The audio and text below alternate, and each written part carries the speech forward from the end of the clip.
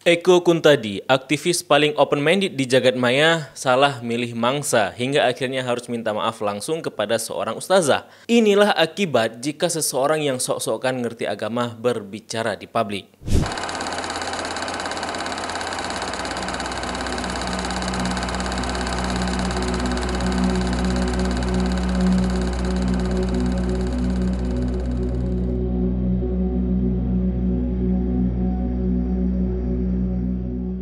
Sebelumnya saya ucapkan terima kasih dahulu buat penonton kami yang sudah mendukung channel ini secara moral dan materi via website kitabisa.com. Saya ucapkan terima kasih atas antusiasnya dan apresiasinya.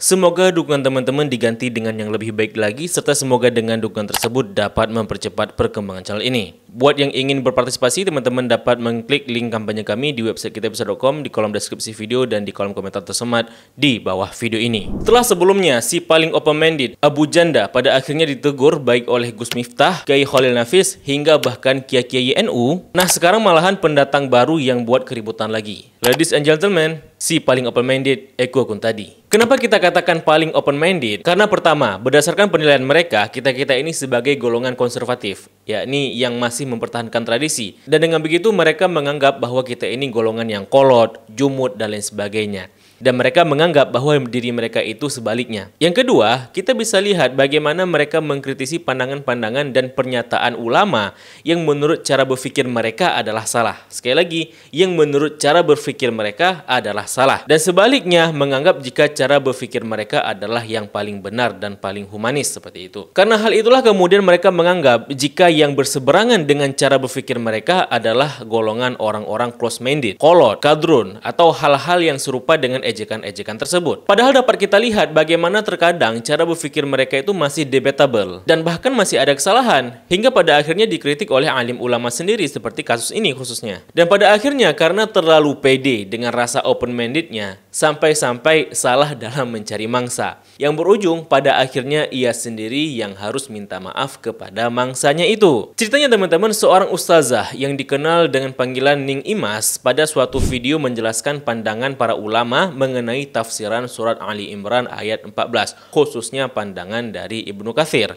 Dengan pedenya dan merasa paling benar dan paling open-minded, video tersebut kemudian direpost oleh Eko Kuntadi dengan tulisan kalimat, "Tolol tingkat kadal, hidup kok cuma mimpi selangkangan," seperti itu. Eko Kuntadi ternyata kecolongan karena mangsa yang dipilihnya itu ternyata bukan sembarangan orang. Ia tidak sadar dan tidak menyadari jika mangsanya itu dapat mengancam dirinya sendiri. Nah, Ning Imas ini teman-teman adalah seorang ustazah yang paling dihormati di pesantren Lirboyo, Jawa Timur. Beliau merupakan anak dari Kiai Haji Abdul Khalik Ridwan, pengasuh pondok pesantren Lirboyo, dan juga cucu dari penulis kitab Sirajut Talibin, Syekh Ihsan Muhammad Dahlan Al-Jampasi. Nah, kemudian Eko itu mendapatkan teguran dari Gus Nadir, yang mana sebelumnya Gus Nadir itu juga sempat mengkritisi Eko Kuntadi saat si Eko mengkritik pakaian Nusa dan Rara, yang sebenarnya kritikannya kepada kartun-kartun itu sama sekali tidak ada urgensinya seperti itu. Nah, setelah ditegur dan melihat latar belakang mangsanya itu, bahwa dia itu bukan sembarangan orang, bukan main-main, karena masa utamanya itu adalah NU, nah Eko pun kemudian minta maaf. Namun Ning Imas pada mulanya membuat ciutan di Twitter dengan mengatakan agar Eko Kuntadi ini minta maaf pada Imam Besar Ibnu Katsir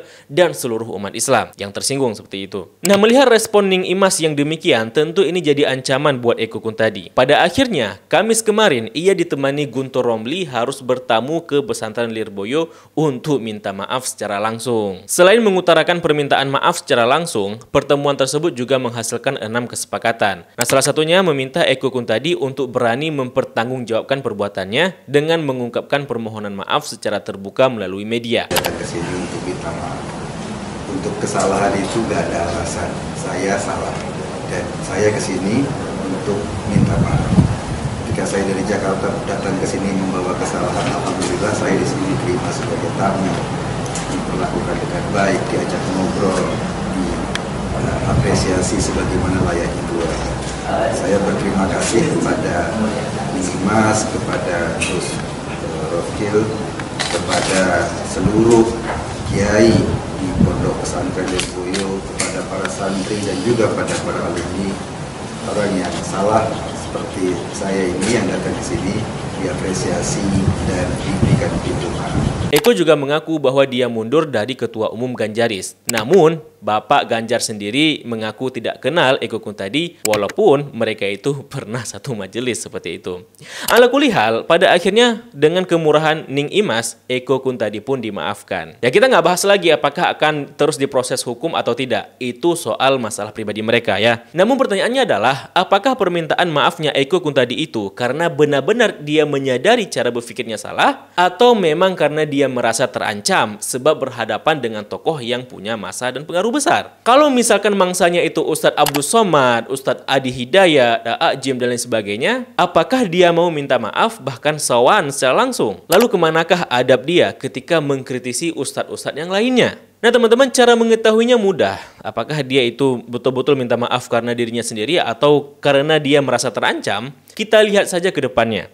Apakah dia akan mengulanginya sikap yang so open-mindednya itu dan merendahkan orang lain atau tidak? Apakah dia akan mengkritisi pandangan ulama secara membabi buta atau tidak? Dengan demikian kita dapat menilai apakah ia benar-benar insaf atas sikapnya atau hanya politis dan diplomatis semata. Ya sebenarnya nggak masalah sih mengkritik umat Islam jika yang dikritiknya itu objeknya adalah sosial, umatnya, pelakunya, orangnya seperti itu. Karena memang ada umat Islam yang sengaja merusak citra agama dengan dalih ideologinya. Namun kalau sudah masuk ke ranah teologis, ajarannya seperti itu, maka itu harus dikemas dengan akademis. Tidak boleh hanya asumsi dan kritik barbar seperti Eko Kuntadi ini. Pada akhirnya di sini kita harus melihat bahwa kita harus membatasi diri untuk tidak berlebihan atau kebablasan dalam merespon sesuatu. Kalau kita bukan ahli agama, sebaiknya kita menahan diri untuk membahas hal-hal di luar kapasitas kita. Kalau kita mengidentifikasi diri kita sebagai tokoh aktivis kemanusiaan ataupun aktivis sosial media, ya cukupkan membahas pada perihal kritik sosial tanpa harus menyerempet pada ranah teologi, kan seperti itu seharusnya. Nah, jadi teman-teman sebenarnya yang dibahas oleh Ning Imas itu adalah soal tafsiran dari Ali Imran ayat 14. Bahwa kenapa di surga itu sering diiming-imingi dengan bidadari kepada laki-laki. Ya, karena memang secara psikologis laki-laki yang sehat itu umumnya tertarik pada wanita. Dicatat ya, di sini kita tidak membahas laki-laki yang terkena sakit disorientasi seksual ya. Di sini kita bahas laki-laki yang sehat secara umumnya. Dan ini jawaban juga kenapa banyak dibicarakan tentang bidadari di surga. Kalau laki-laki itu ada bidadari, lalu bagaimana dengan wanita, kan seperti itu. Nah, ada yang mengatakan jika laki-laki dapat bidadari, maka wanita dapat bidadara, kan seperti itu. Sebenarnya, wanita itu tidak menginginkan bidadara sebagaimana laki-laki secara psikologisnya tertarik pada bidadari atau wanita. Hal ini karena wanita tidak suka menjadi objek pemuas nafsu. Sehingga pada dasarnya, wanita itu nggak masalah jika punya satu pasangan saja, serta tidak berkeinginan untuk memiliki lebih dari satu suami. Nah, hal ini tentunya berbeda dengan laki-laki. Karena yang diinginkan wanita pada laki-laki itu bukan soal nafsu syahwat, melainkan soal nafsu batin lainnya seperti pelayanan, perhatian, dan yang semisal dengannya. Serta pula nafsu pada keindahan seperti perhiasan, kemewahan, kemegahan, dan yang semisal dengannya itu. Nah, karena wanita itu tidak suka menjadi objek nafsu, maka bidadari di surga itu bukan dari kalangan manusia, melainkan makhluk yang khusus diciptakan untuk manusia. Dan perlu diperhatikan bahwa kesenangan di surga itu bukan soal bidadari saja. Ya hanya saja ya,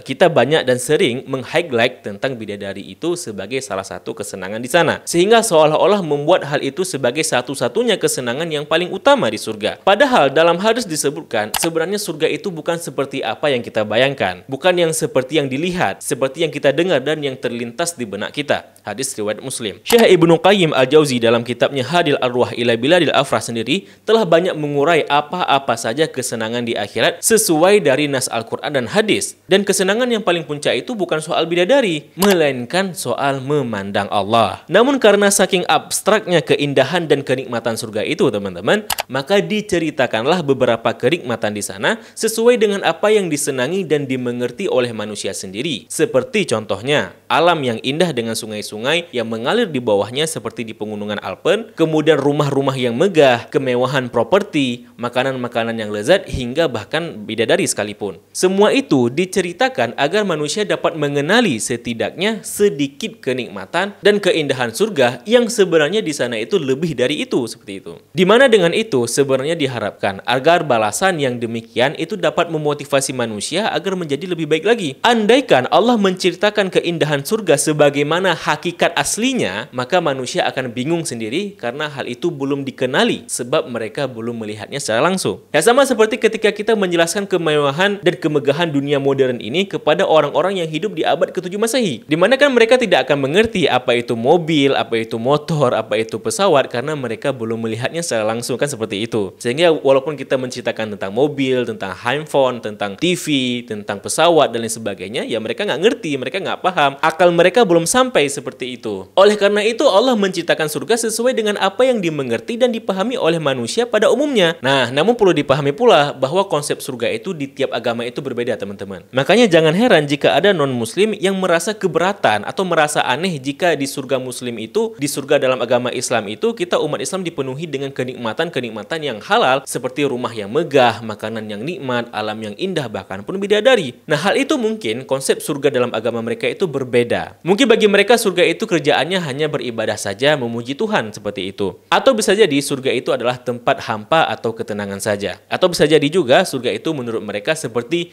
dunia yang direset seperti itu. Dimana kalau mau sesuatu ya tetap harus berusaha dan lain sebagainya sebagaimana hukum alam yang ada di bumi, yang ada di dunia seperti itu. Maka dimaklumi jika mereka itu keberatan pada deskripsi surga dalam Islam yang penuh kenikmatan, baik kenikmatan rohani maupun kenikmatan jasmani. Karena bisa jadi hal itu tidak ada dalam janji-janji pembalasan mereka kelak. Yang penting bagi kita muslim hargai saja. Dan tidak perlu merasa terlalu superior dalam hal ini. Karena yang penting dan harus kita pikirkan adalah soal bagaimana kita menjadi manusia yang baik di dunia. Sebab sebagai muslim tentu kita pasti masuk surga. Jadi teman-teman jangan sampai kita itu masuk surga namun tanpa meninggalkan kebaikan apapun untuk anak cucu kita di dunia. Seperti itu.